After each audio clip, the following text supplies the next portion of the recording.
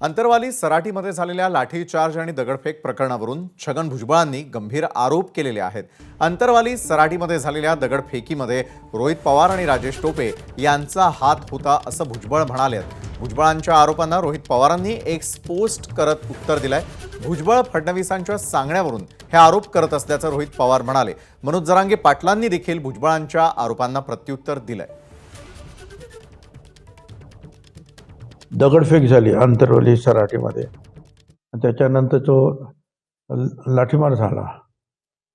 त्यावेळेला माझ्या माहितीप्रमाणे जरांगे तिथून निघून गेला होता। एक स्थानिक आमदार आणि एक रोहित पवार यांची नावं पुढे आली आणि काय ना टोपे, राजेश टोपे, ह्या दोघांनी त्याला परत आणून तिथे बसवला आणि पवार साहेबांना तिकडे नेलं। पवार साहेब गेले म्हणून उद्धव ठाकरे गेले आणि खरी माहिती जी आहे त्या दोघांना पण जे गेले तिथे नेते त्यांना कल्पना नव्हती। तो महात्माच पाहिजे होता एखादा लिंबू का पिणारा अंगारा लावणार। त्याला एक चमत्कारिक बाबा आहे, ते चमत्कारिक बाबाला कळत आहे। चमत्कारिक बाबा आहे, सरकारच त्या फडणवीसकडे आहे। फडणवीस तेवढ्या बाबतीत हुशार आहे, तो हे काही सांगायची गरज नाही। ते चौकशी करीन आणि टाकणं मध्ये म्हणा कोणाला माहित होतं त्याला।